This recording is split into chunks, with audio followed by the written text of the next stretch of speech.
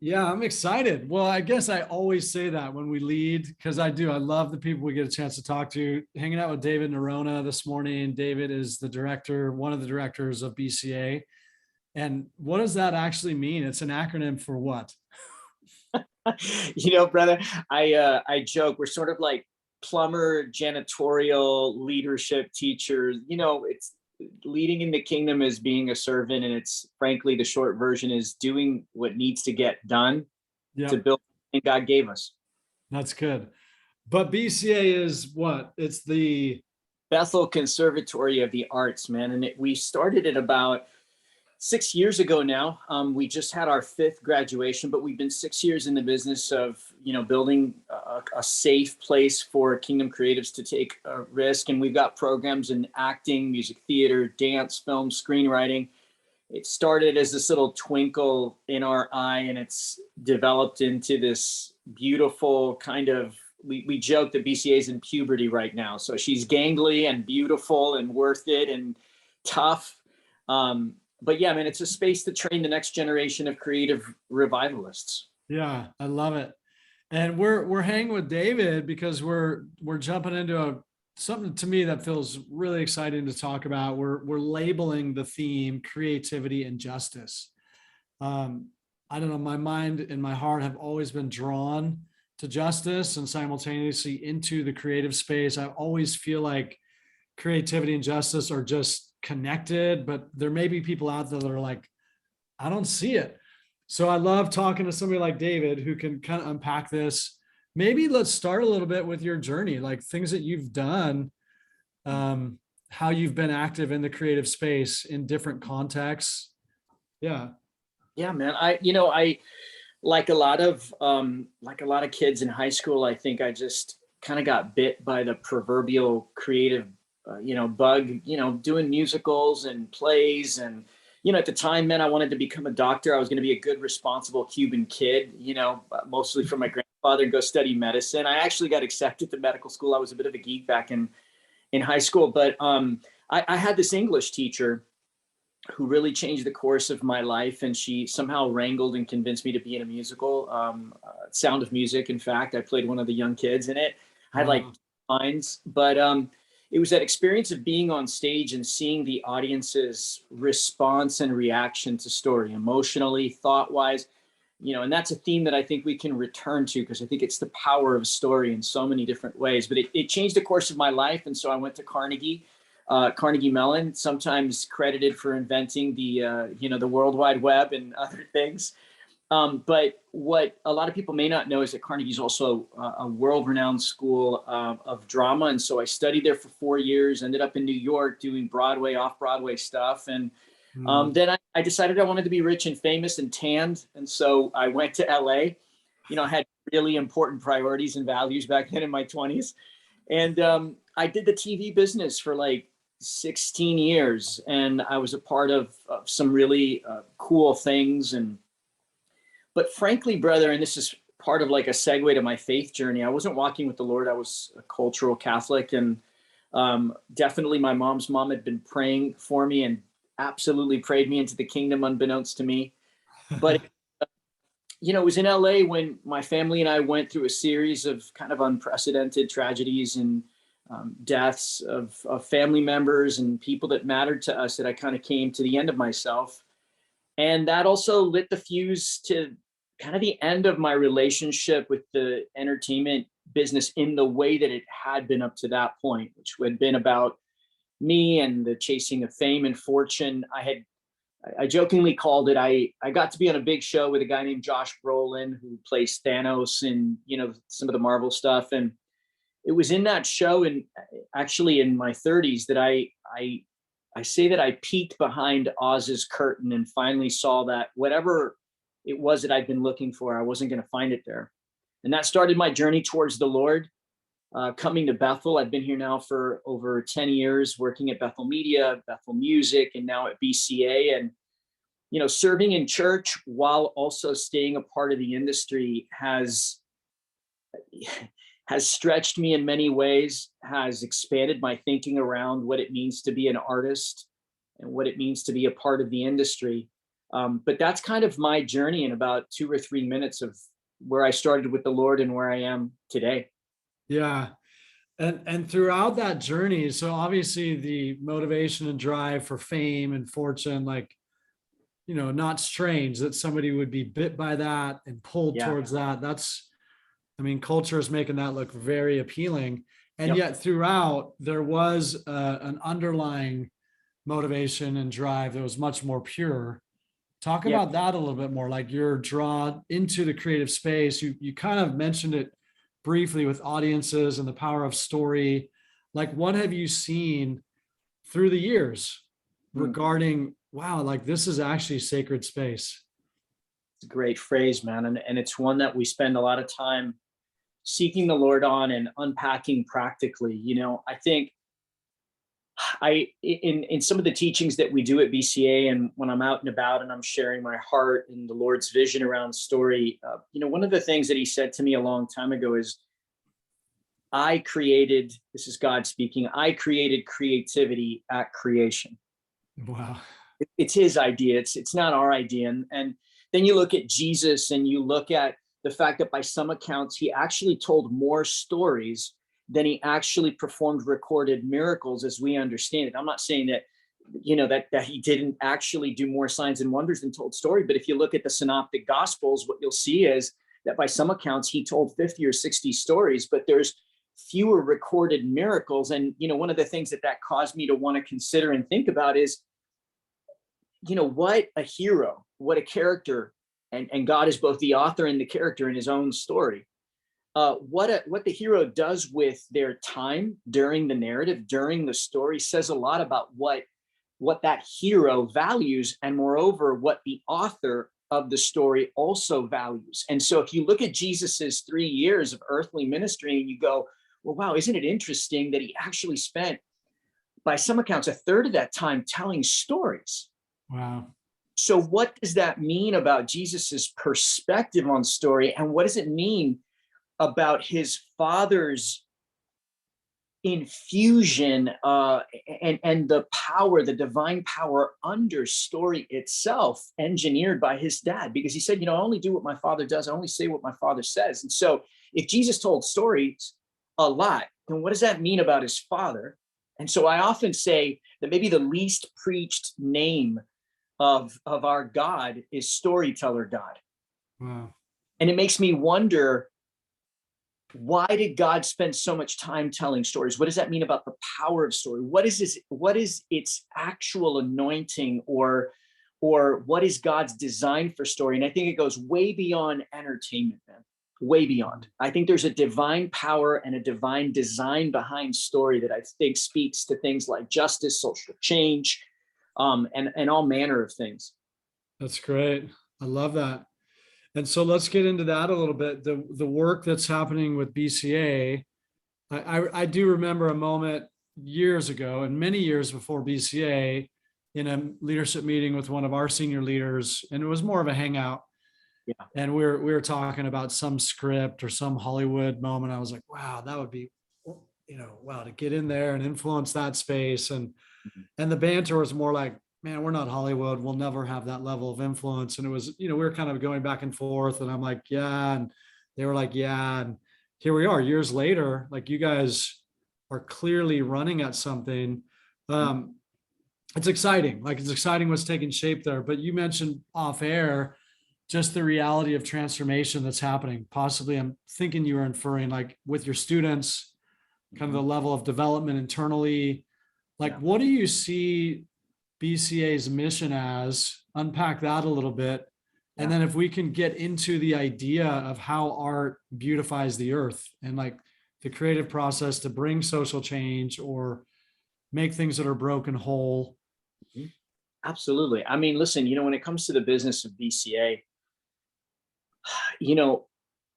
much like a lot of Bethel, and of course, Bethel isn't the only place speaking about identity, but if you've been at the School of Ministry or any one of our Sunday preaches, the concept of identity, our identity in Christ, what God has designed us to be and to do, and what that really, really means to be a a son or a daughter of God is, probably something that we're going to spend the rest of our life in eternity really fully understanding. But that's where we start at BCA. We kind of borrow from, pick up from the mantle of Bethel, be as a son, this identity of speaking to our students and walking out this concept of identity. What does it mean? Obviously, around things like righteousness and purity, but then also destiny and what it is that we're called to do. What is the calling of each of our students?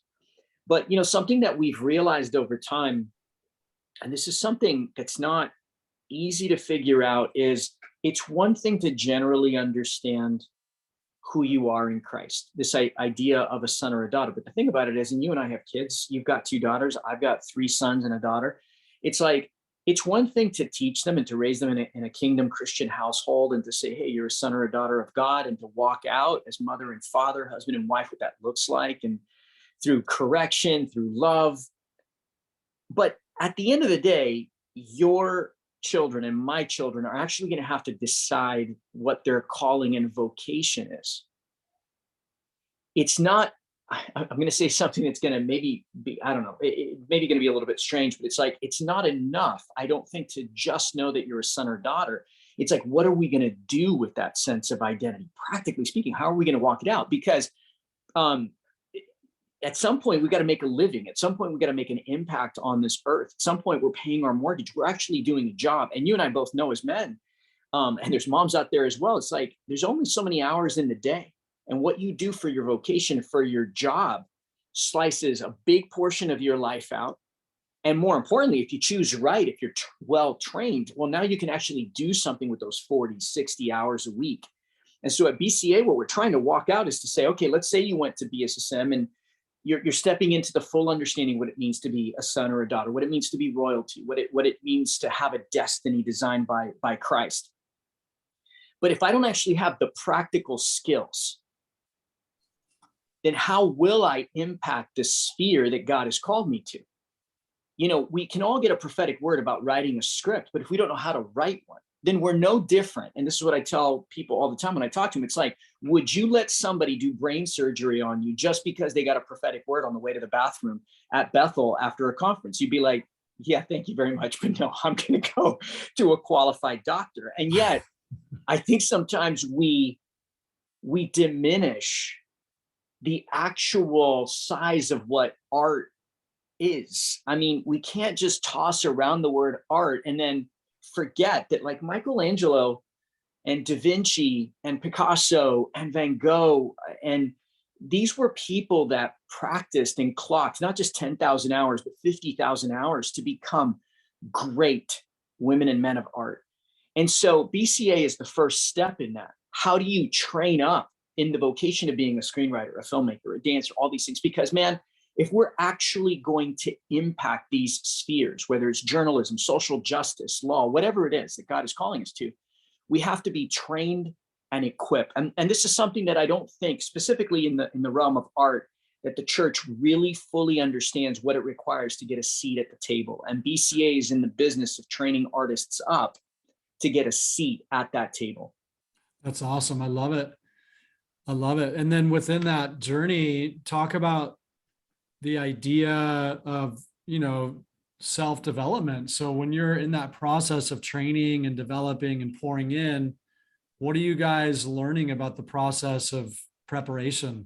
And again, it's a step along the journey. It's a stage of the journey. You're not saying, well, come to BCA and you'll be perfect and fully equipped. But yeah, what are you guys learning about being prepared? And I know your own journey, you could speak to that because you've got a long journey of being in the industry. Yep. Yeah. Man, the first word is it's messy. Yeah. Messy, and it's imperfect. The business of getting unbroken, of being healed, of confronting some of those knots in your gut, those things in your personality and your past defense mechanisms and tools that, the life and your upbringing and your past experiences have taught you worked, the hammers and, the butcher's knives that we equip ourselves with to kind of hack through life. all of us have had that moment where you're like, really, Lord, am I still that remedial? Am I in that spot? And he's like, yeah, you are. Let's talk about that. Let's work through that ego. Let's work through that stink in your gut that's still there. And let's also too, like, discover that beautiful thing that I put in you that you've forgotten, that you've placed aside because you're using old tools and returning to your vomit and all that kind of stuff. I mean, listen, man, training artists by their very nature are disruptive, innovative, and honestly, man, when we're not at our best, we're frankly kind of rebellious, to be to be honest. And look, there's a beauty in wanting to draw outside the line. Some of the best art, look at Sidney Pollack, right? Like, as a painter, he's like, I'm going to throw paint and make a mess on a canvas, and now it's worth $100 million. Who would have thought, right? Yeah. Every artist that comes along in a sense makes a mess out of the past. And from that new mess, we step into new versions of beauty. But there's a difference between like messy innovation and disruption and brokenness. And Yeah. we're not in the business of like glorifying or romanticizing brokenness. We deal with all manner of things. Students that are still dealing with, addictions or pornography or all kinds of stuff, and where Fab and Claire and Lisa and all of our staff, what we're clocking thousands of hours towards is, how do you train up the future secretariats and sea biscuits without breaking them? Yeah. Preserve their strength and their innovation while giving them that inner compass, that attentiveness to his voice that, might ruffle the church's feathers, not out of intent to shock or to offend, but to kind of be like the Lord, who was, he was provocative and he was innovative, was tremendously disruptive. And that's our focus, is like not to get people to behave, but to keep asking great questions and to ideally, man, get well enough on the inside that you can navigate a very tough business. That's kind of honestly, and then, the other 10% of the time we train you up in your craft. But I would say that becoming your truest, most God-designed self through the context of the technique of screenwriting. I mean, every single one of my writers, I think I said this to you before we started, it was like, they think they're coming to learn screenwriting or dance or film or acting. And then at the end of the year, they're like, I had more transformative growth in this last year or 2 or 3 than I've had in the last 5 or 10 of my life. And I'll tell you, the one big reason why is art requires ridiculous amounts of vulnerability. When you've got to stand in front of people and you've got to take something from the inside of you and share it with the world, you've got no place to hide. But the beautiful thing about that is the Lord falls on that sacrifice of ego, right? On that sacrifice of through vulnerability. Yeah. And I think like what I'm feeling as we're chatting, like would you say there is a contrast in the secular space that may, like, individuals may actually be celebrated for their brokenness, and there's almost it's a temptation, like a draw to live out some really unhealthy mannerisms or dynamics, or so like getting healthy, getting whole, that's probably not the norm, I'm assuming, in the secular creative space. And I would assume maybe the industry like might exploit that. Oh, bro, I mean, I think you're hitting the nail right on the head. I think, listen, the danger with this kind of exploration anywhere outside of the Lord, Bill says it best, right? Like, human reason outside of the presence of God is demonic by nature. And, there's so many ramifications to that piece of wisdom that Bill has shared so many times from the pulpit. It's one that I'll take with me to the grave, because it's such a cautionary tale. It's a cautionary tale that says to us, listen, the business will exploit those broken parts of us, because actually wild creative things come from brokenness, right? Like, it's actually from our woundings. I mean, how many people have you met in the social justice sphere that maybe because they were maligned, or somebody that that was close to them, or maybe they went through prostitution, or maybe they were taken advantage of or sex trafficked or whatever it is, right? Like it's from that spot, from our wound, that so much beauty for ashes comes from. And the danger is that for a while you can milk that thing. You can really kind of put it to use. I mean, Lord knows in the beginning of you can bring crazy performances and ridiculous art from brokenness, because in the brokenness, there is a big chunk of truth. It's not the whole truth, but there's a big chunk of truth. And that truth, the truth from the brokenness, is the thing that most often causes an audience member or a viewer to resonate with the piece that you've made, because it's the brokenness in me and the brokenness in you that we can recognize from each other. But the problem for the artist is that, and this was something, there's a method of acting, well, it's called the method technique, which was really in vogue, like back with Brando, and and in the 50s and the 60s, people were having this revelation around like, oh wow, like if we want acting to be more than just the kind of quintessential theatrical Shakespearean kind of thing, where we're declaring lines and pretending to be upset or fearful, that we actually have to connect with our hearts. I know, revelation, but it was a big deal back in the 50s or the 60s. The problem was that people were being asked to tap back into their wounds. And the problem is that when that's the well that you go to for creative water, then you have no incentive to get well or to heal, because that's the thing that is going to bring the tears in the next scene. Well, here's the problem. The problem is you keep going back to that wound and it gets infected. It gets infected. And then when you get afraid to heal because you're afraid that the magic, that the gift is going to lift, then honestly what it does is it causes a lot of people to go even further into brokenness, because they think that's the source of their creativity. For the kingdom artist, of course, we know it's him. And let's go there now, like the purpose of creativity, like the redemptive purpose of creation. So what you've seen over the years and in the projects you've done and are doing, how art or creativity actually betters the earth and brings healing. And I think you were inferring that when you're talking about some of your early experiences on stage and seeing humans resonate. And absolutely, man. I mean, it's that verse that I'm going to butcher, but it's like the sentiment of the verse is that I know nothing that I know the verse, nothing that we do for the Lord is in vain. And so there's that fundamental truth, but there's this verse that touches on the truth of that any gift from God has no curse, no price that comes along with it, right? Yeah. And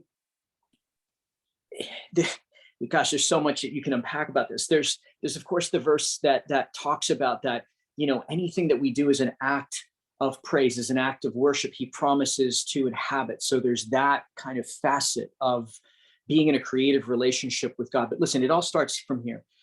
God is the creator. He created creativity at creation. His son is a storyteller. His Holy Spirit, I jokingly say, is the best ghost writer in the business. He's available to you 24/7, 365 days a year. He works totally for free. It just costs you everything. So you've got this Trinity as storyteller, Trinity as creative partner, the one that breathes inspiration, which means to be breathed into by God. It's not my idea. It's his breath in my lungs, that Adamic Adam breath, mouth to mouth from God. So every time I'm with them, that thing brings healing. So the first purpose of it is actually to draw me into relationship with him. Not into my own fame, not into my own ego, not into my own glory, but like that actually communing with him in creativity, frankly, is worship, which is what we're made to do, to praise and worship him, but also to be in relationship with him. So the first thing I tell all my writers, because I really work heavily with our screenwriters, and we can touch on how I think that scripts are the blueprint, the first part of the art workflow that we've got to fix. And we can talk about that.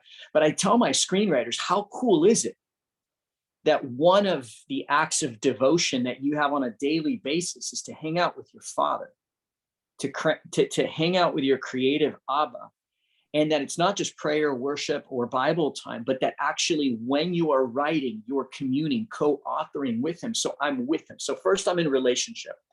Secondly, we had it's a cool testimony. We did a play that actually featured a kind of verbally abusive husband. It was kind of a classic piece based on this play called A Doll's House. And it was a spinoff of that called Nora. And in it, the wife leaves the husband and she leaves her children. Doesn't exactly sound like typical Christian fare. One of the things that we talk about exploring at BCA is not just doing typical Christian things, but that our job is to understand him and understand humanity. And if we're going to understand humanity, we actually have to sometimes maybe often tell stories about broken people, people who are actually pre-salvation, because there's a good portion of humanity that's still in that zone. And so I'm not so much interested in preaching to the church choir. I think it's an important ministry that many Christian creatives are called to. I'm not. For me, I make a distinction between a Christian artist and a kingdom artist. And for me, a kingdom artist tells of the king, the kingdom, and his ways.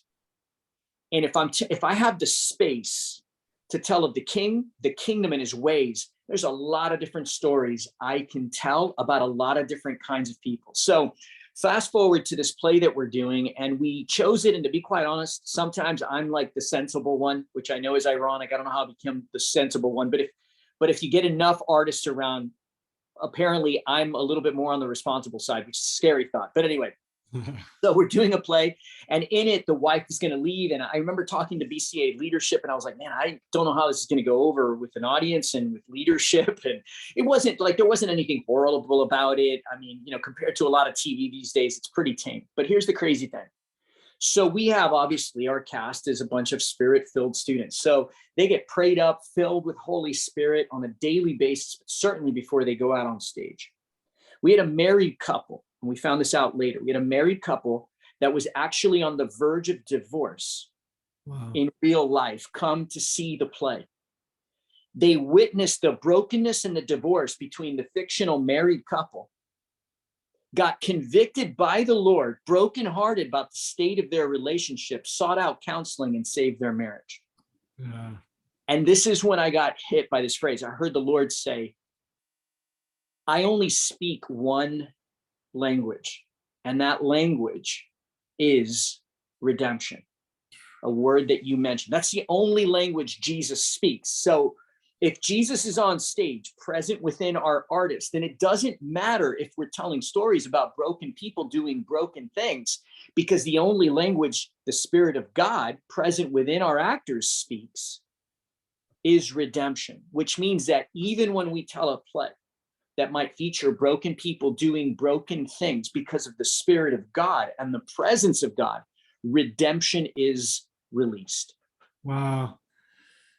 Yeah, and I think that's that sacred space that all of humanity is groaning, right? I mean, we're all in this journey of life, and there are things that are assailing us or things that we don't feel answers for. And there's something about coming into a theater or a novel or a movie scene, a film house, and there's like an exchange. And I feel like that exchange is redemption. There's like, I'm resonating, I'm seeing truth, I'm maybe in touch with the unknowing craziness and mystery of my own journey. Wow. I love that. I only speak one language. It's redemption. Yeah. And that rocked me, man, because first of all, it revolutionized my understanding of story. I just thought, well, what is the author saying, right? Or what is the narrative or the story saying? But God's like, he speaks subtext, man. He's the underscoring of everything, subtextually, subconsciously, spiritually. He's speaking, even when the words of the play might be maligning God itself. It brings that conviction. Like he can handle two things at once. We might not be able to, but he can handle two or more things at once. Yeah. And how, like, express your hope, share your hope as you look ahead for people moving into this wide landscape of creativity and, the industry, whatever you want to call it, with the power of redemption, telling different stories. maybe I don't need to say different stories, but telling stories Mhm. and maybe representing that redemptive story that Jesus, like the language that he's always speaking. Man, it's both. Listen, I won't lie to you. It's hard work. I know that we love to cheer on in church and say use phrases like we're going to take Hollywood back. I honestly don't know what that means. Uh, if I'm going to be honest, and I don't want to sound cynical, but it's more like I think I have to take a deep. Listen, man, you know this because you work in a sphere called social justice. I mean, if there were ever two spheres of humanity that require laborers, hope-filled, hardworking, trained-up laborers to come to the field, it would be the realm of social justice. It would be this thing we call the entertainment industry. Like these are fields that, yes, they have a lot of opportunity and they have a lot of power, and but there's also a lot of hard work, if we're honest. And the reason why I think it's important to talk about there being hard work is I don't actually think that naivete serves anybody. I think we've got to keep close to him so we can stay encouraged and hope-filled. And listen, there are tough days where I feel incredibly discouraged. There are days where I feel really inadequate to make any kind of dent or impact. I say that up front because I think it will cause people to take a hard look at what they're entering into, but I hope to gear up and to prepare and to train. And I mean, whether it's, you mentioned that one of your daughters was, exploring law. Like we need fantastic lawyers to fight that are really as shrewd as serpents. We need writers, actors, choreographers, producers, studio executives that are working at the highest levels. That just doesn't happen just on a prophetic word. They might have to go to a non-Christian school, USC or BCA or you name it. Like we have to look at this. I look at this as my legacy project. Yeah. I think, listen, did Moses like fully understand what he was up to and what he was doing? Probably not. Did Abraham? No. And I'm not even putting myself on par with those guys. I'm just saying like they did what they could within their lifetime. And here's what God has asked me to do. I've got to train up the next generation because Jesus was in the business of multiplication. We saw this with his disciples. Like I look at his disciples as film students, as storytellers. He was training them up 2 by 2, 12, then 70 plus, and basically saying, this is how I do it. This is how you're going to do it. You're going to walk around. You're going to tell stories. You're going to cleanse the lepers. You're going to heal the sick, right? That's what BCA is doing. Look, in my lifetime, I can only tell so many stories. But if I can train up every year, 12, 50, 100 storytellers, and inside each of them are another 12, 20, 100 stories. Now, and if every story that they tell can impact 100 people, 10,000 people, 1 million people, now we're in the powerful business of exponential like mathematics, which is what we need, right? Yeah. My hope is that I see technology empowering spirit-filled believers to tell stories. Look at The Chosen. The Chosen wouldn't have been possible 5 or 10 years ago. It just wouldn't have been. Crowdsourcing wasn't a thing. Believers couldn't rally and fund a thing and then have it disseminated around the planet to the tune of, hundreds of millions of viewers. And I think God is creating new techniques for us to get these kingdom stories out, whether it's on the full overt salvation story about Jesus or salvation scene stuff, all the way to stories like Finding Nemo, which to me are the prodigal father, the father that's willing to go to the ends of the earth for a son. That's got a fantastic message. Yeah. So I'm both sobered. Maybe it's because I'm a leader at a school, and Lance, it turns out starting a school and running a school is not for the faint of heart.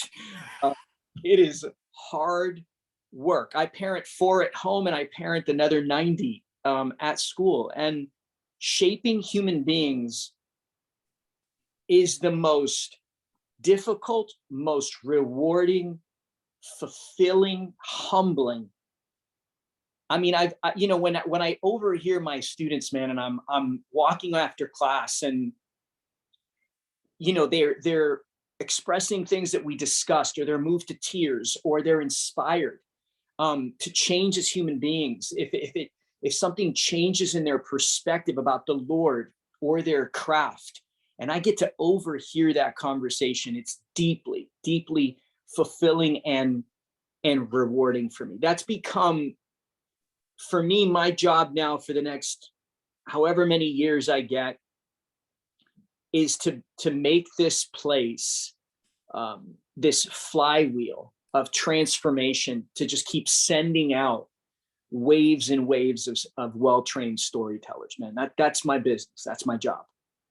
I love it. I love that that includes pouring into people. Like those individuals are very lucky, very, that's a blessing. That's a miracle to have people pouring into people, and we don't get anywhere without people taking a chance on us, believing in us, like being a part of that shaping process that the Lord is obviously doing, but it's like he uses people to shape us. So there's going to be a lot of thankful people in the world. I one other thing here, David, you started to touch the surface of it. What do you think about, or know about, or see in terms of future avenues, mechanisms with story? You just mentioned technology. The advent of technology will change maybe the dissemination of stories. Are there other things in your mind, even just story itself, themes that need to be explored that maybe aren't being explored in culture, but also like maybe thinking ahead futuristically, maybe stories will look different and the way stories are told? And Yeah, I think it's such a great question, man. And who can imagine where it's going to go? I'll start with themes, and then we'll touch on just some of the technology that's already, actually we'll knock out technology really cool. I mean, like if you watch the behind the scenes of Mandalorian, a story that I'm a huge fan of, and I've watched with my 6-year-old daughter, because it's got a cool looking dude in a helmet and a little baby that she and I relate with. We've probably watched it 2 or 3 times together. And I think the reason why a 6-year-old and an almost 50-year-old can watch it together is because really it's about a father and a child. It's about an orphan.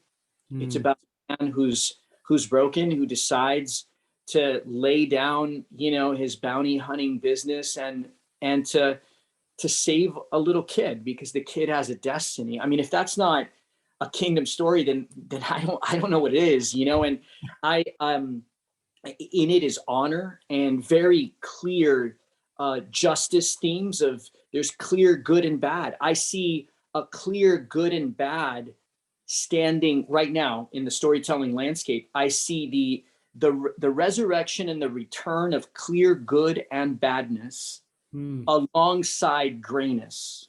yeah, That sheep, goats, wheat, tares concept that the Lord talks about. How in these last days we're going to see the good stuff and the bad stuff. The light and the darkness side by side. And so I think, man, there's just all these classic themes that I think believers can touch on. There's resurrection, redemption, restoration, reformation, revival, all of I call them the REs. Words that start with the prefix RE, which reminds us of the original intent of the word at the core of that word. wow. But I think one of the things that I'm most excited about is that I think believers are finally feeling the Lord's permission to do more than just preach to the church and the choir. I see believers showing up in places. I mean, I literally 2 or 3 days ago was on the phone with one of the top managers in the world, who is a full-on spirit-filled believer, and they lead a company that's stealthily got many, many, many spirit-filled praying believers, not just nominal Christians, at the top of its leadership structure. They're reading scripts, they're giving feedback.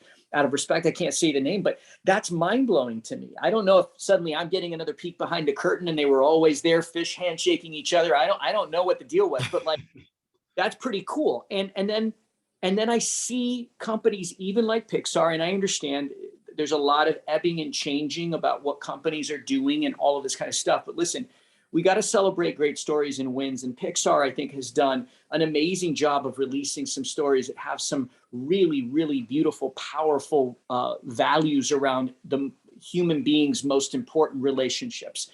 Pixar aside, I think what believers have to fully embrace and understand is this concept of being a kingdom storyteller. When Jesus walked the earth, he wasn't talking about church or a religion. He was talking about the reality of the kingdom, his Father, the Father's love, and everything that really fully meant. And I think salvation is important. And I think salvation always has to be a part of the serving of stories that believers put out there. I don't sully that at all, because I understand that we have to bring the gospel and the salvation message in its purest, simplest shape. But we all know this. First of all, beyond salvation is the kingdom.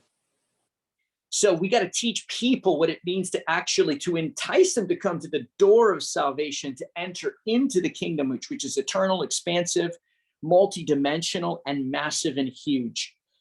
But I think it also means that when we tell of the kingdom, we can reconnect people with the things that they all need. I think the kingdom is like oxygen, and everybody is suffocating, whether they know it or not. And the thing about it is, and I've seen this happen on sets, people that don't know Jesus yet feel him on me because of just the presence of God. By his grace and his empowerment, they sniff Jesus, they get curious, and I can tell that these people are starving and suffocating, and Jesus is attractive to everybody. And if we could just remember that in our stories, I think we'd be better storytellers. And I think more people, not just believers and Christians, more people would listen to and pay attention to what I hope will become well-told, better stories by believers. That's great. I love it. That's exciting. How do people get closer to you, follow you, maybe discover more about the BCA, Bethel Conservatory of the Arts? Yeah. I'm sure there'll be some interest. We just wrapped up our 5th year. We've got programs in acting, a new program in music theater, which we're seeing a lot of hunger for. It turns out believers like to not just sing on Sundays, but they love Broadway and they love musicals and they love stories with musicals. So we've got acting, music theater. We've got screenwriting and film. Screenwriting can be done. I've got students as far away as New Zealand, North Dakota. They're studying from around the world and they're writing fantastic feature-length scripts and TV scripts. We've got a filmmaking program, which is sending people out to LA and to the South and around the world to be cinematographers, writers, directors, you name it. And then finally, we also have a dance program as well. They can visit us at BethelConservatory.com. We've still got a few slots open for this fall. So I like to say, if during any time during this talk or when you listen to this talk, if you feel Holy Spirit stirring your spirit to become a better storyteller in whatever way, shape, form, craft you feel called to, I think the best first step for people is to train and to become the best storytellers possible so that God can make use of you. God can make use of the raw talent he's placed in you. You can visit us at BethelConservatory.com. That's awesome. Yeah, man, I'm so grateful for what you're doing, just sharing your passion here. This is very enticing. I'm sure if people are taking part in this moment and they're not doing something like what you're talking about, they're going to come towards you. So well done. Keep up the good work. Really appreciate your insights and thoughts. And so many nuggets, but wow, God only speaks one language. It's redemption. That is so clear to me and so true. Wow. I love it. Okay, David, with that, we're going to say goodbye. Thanks everybody. And obviously thank you, David. Appreciate you and your time. Peace. Take care, brother. Always a pleasure. Take care. See you soon.